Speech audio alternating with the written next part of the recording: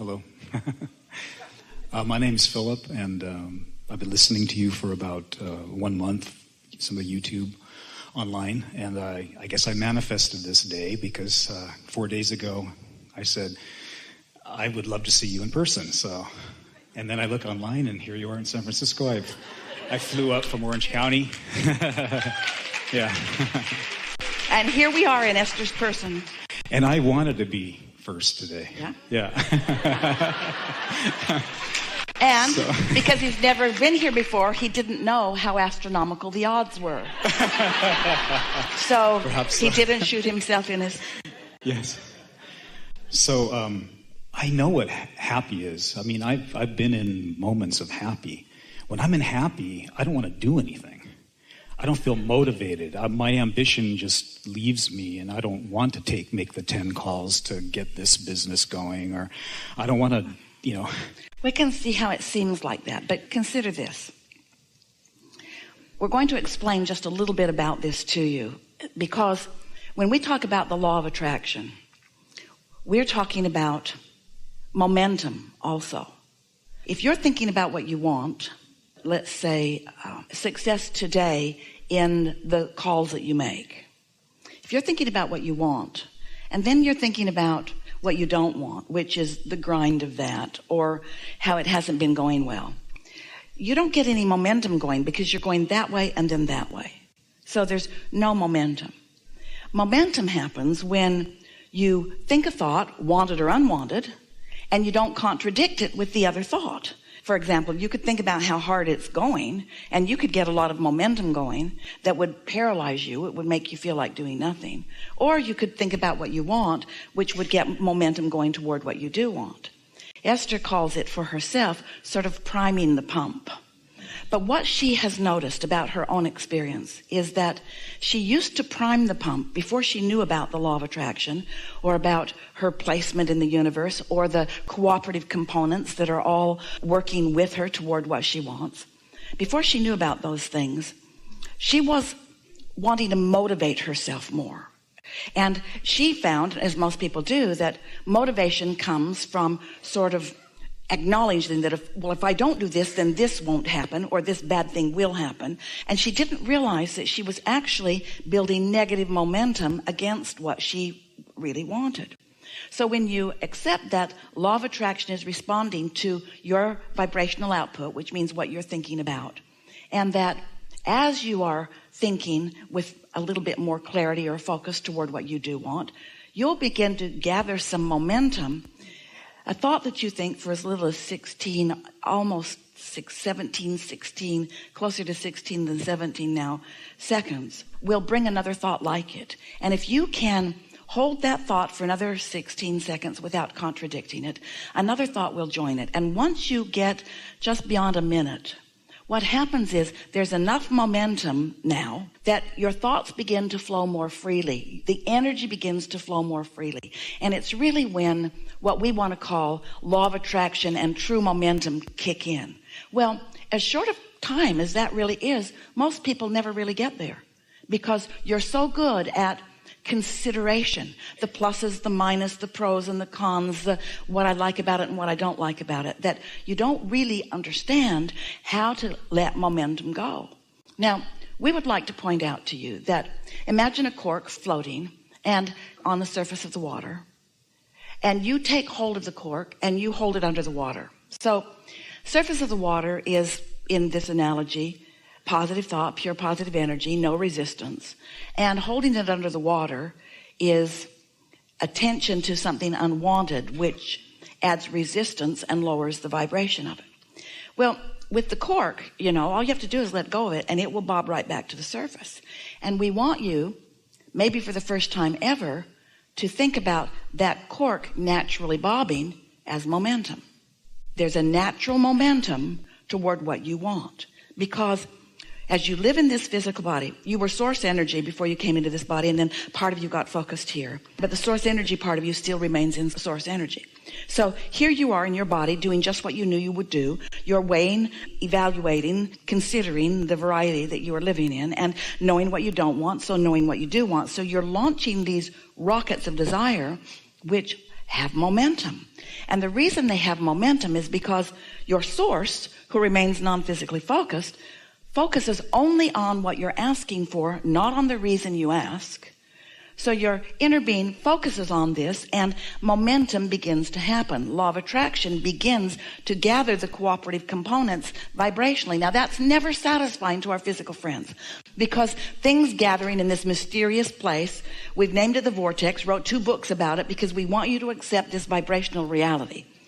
It is reality, and things are gathering. And so there's a momentum there that if you can allow yourself, by letting go of the thoughts that hold you from it, from holding the cork under the water, your desire, coupled with your inner being, will call you as one of the cooperative components to your own intentions, to your own desires.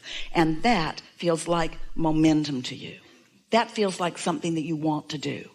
And even though a lot of people might say what you said, that you feel that you're happier when you're not doing anything, that just isn't the way that it is. In fact, we would go so far as to say you're only really happy when you are moving toward the intentions that life has caused you to carve out. So don't miss motivation, which is poking yourself with a rod to get yourself to move away from where you are, as compared to inspiration, which is your inner being calling you to who you really are and what you really want, and most important, to who you have already vibrationally become. That's the part that as physical beings you have to get over in the conversation that we have. You have to be willing to accept that there is a vibrational beginning to your creations that you can't see. Just like the seed that you put in the ground. The farmer puts the corn in the ground, and he can't see the stalk of corn and the ears of corn for a while. But he believes in the process. He knows that he has planted the seed, and if he tends to it, there will be corn. And you've got lots of corn in your vortex. You've got so many seeds about so many things that you care about, and most of them are ready for you to be ready for them. Where do you think all of your expansion comes from? Look at the evolution of your species. Do you see any pipelines from other planets bringing stuff in? It's coming out of your own creative juices. When you think it, the resources are all here for the creation of it. You can be or do or have anything. But you've got to stop contradicting your own desire with your awareness of what is. And what is manifested, we want to shout. What is manifested is the greatest reason for your contradiction of what's in the process of becoming. Because you say, I want it, but I can't see it. I can't see it. I can't see it. I can't see it. I don't know it. I haven't realized it yet. Is it really coming? I can't see it. That'll slow your momentum way, way, way, way down. But when you say, well, it does make sense to me. I have seen the correlation between my thoughts and what happens. I'm willing to accept that there is a law like gravity that I can't see, but I sure can see the effect of. Bring us a little bottle of gravity, please. It's in there. How do you know? Can't see it. Well, it's in there. Drop a marble in and watch what happens to it. Oh, went right to the bottom. Yep. Gravity must be in there. So, law of attraction is affecting everything that everyone is about. And so as you begin noticing that, and then you care about the way you feel, what you'll begin to notice is that you'll not only feel energized by it, but you'll begin to develop a passion about the way you're treated by the universe, about the way wonderful things shape up around you.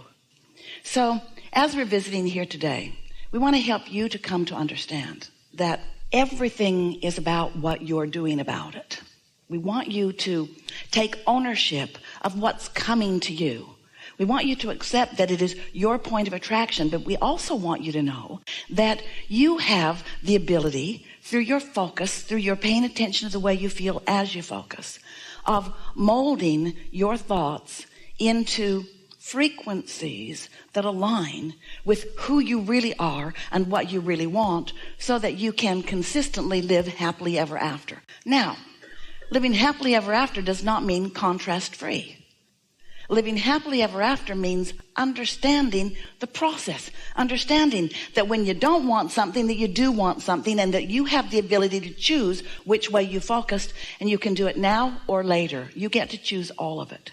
And after a little while, instead of seeking a life of perfection where everything's all settled down and just the way you think you want it, instead, you will happily embrace the adventure of life that gives birth to the new desire, because you know once a new desire is born that your inner being is in on that the source energy within you and the point of attraction that your source energy holds is summoning to who you really are and summoning to your new desire all things that are necessary in order to bring it about in full fruition. That thought will turn to things. Wanted or unwanted, that thought will turn to things. So when you begin to understand that your thoughts are turning to things, and you begin to realize that you have lots of control over the thoughts you think, then what begins to happen is you begin to really enjoy anything that causes a new unfamiliar desire to be born within you, because now you get the fun, the adventure, the expertise, the hands in the clay of being able to focus in this sort of new arena and then to watch what feels like those who don't understand the laws of the universe, the magic of the universe, as the things that you are desiring are coming about right before your eyes. You get to witness your own creation. And that's the best part about being here in these physical bodies. You are source energy in physical bodies. You are an extension of non-physical energy. And as an extension of that non-physical energy, you're out here on the leading edge where you explore contrast that helps you to understand what you out here on the leading edge prefer. Because you got to be preferring more than what is, or you can't be expanding. Can you hear what we're getting at? We're not teaching you to be satisfied with exactly how things are. We want you to relax into the inevitable desire that pulses within you for more to happen in your life all the time. You cannot be satisfied with status quo. And you know why? Because the status quo, what you call the status quo, what you call reality, this see it, hear it, smell it, taste it, touch it reality that you like so much and that you want to give so much of your attention to, we want you to come to realize that that's old news. That's past tense. Because once it's manifested, the juice has flowed and it has occurred. It's like gum you've chewed all the flavor out of. And if you are like most people, you are giving so much of your attention to what is manifested rather than tending to the new vibrational creations that are in your pipeline. For example, let's say something happened and you didn't like it. And everybody agrees with you. Nobody would have liked it. And so you're giving your attention to this thing that you do not like. And you're justified in not liking it. And you want to talk about it a little bit because you feel pretty virtuous in coping with it. And so you're talking about this thing that you don't want that happened. What we want you to realize is that this thing that happened and it's done. But as you keep talking about it and thinking about it, now you are messing with the energy of the creations that are in the pipeline. So the next one comes with similar trouble, and the next one comes with similar trouble. And it does not need to. It's because you are defending or justifying or blaming or criticizing. You've got your attention where you don't want it to be. You've got your attention, first of all, on negative stuff. You've got your attention, next of all, on old news. And most important, you are accomplishing a vibration by your attention to this unwanted thing that is now affecting the creations that are in the pipeline that are coming into manifestation. So when they come, you say, well, that's about right. Yeah, that's about right. Pretty much expected that. That's about right. That's about right. That's about right. That's about right. And we say, well, of course it is, because the law of attraction never gets it wrong. Never gets it wrong.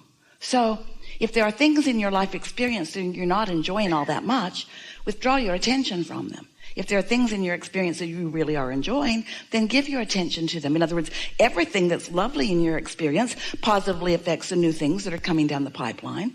And everything that you are viewing that you don't like is negatively affecting the things that are coming down the pipeline, because you create your own reality.